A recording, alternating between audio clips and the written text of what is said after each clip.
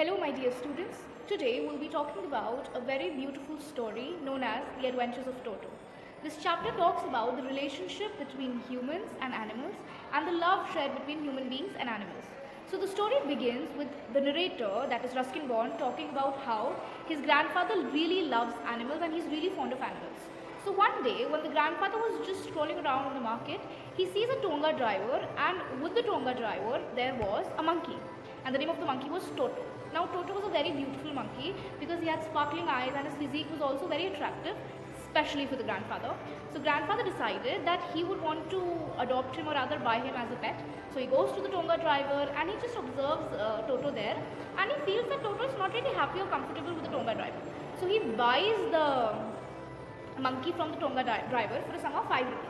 Now, just giving you a heads up that Toto was a very mischievous monkey. He was very notorious.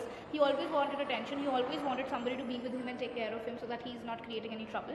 And rather, he was also a very reckless monkey. So now grandfather decided that since grandmother was not really fond of animals, that to a monkey would be a big surprise for her. The grandfather decides to put Toto in his cupboard for some time in his room. By the time now the Toto was kept inside the cupboard, and by the time grandfather comes back, he sees that the narrator's school blazer and the school bag is all torn apart. It's into pieces, and that is when the narrator and the grandfather himself realize that Toto is a big trouble. Nevertheless, grandfather loves him, so he thinks of keeping him in his private zoo so that no harm is caused at home. Now grandfather again has to deal with what to do with Toto. Now one incident is shared where grandfather was supposed to go to Saharanpur to collect his pension. Obviously he can't leave Toto at home, neither can he leave him in the zoo, so he thinks of taking him along in a suitcase. Now Toto, being Toto the notorious one, he peeps out of the suitcase, and we have this entire episode where grandfather had to purchase a ticket for Toto, as the ticket collector thought that Toto was a dog just because he had 4 legs supposedly. So there also he had a little bit of trouble, and in the end there are 2 really funny episodes shared.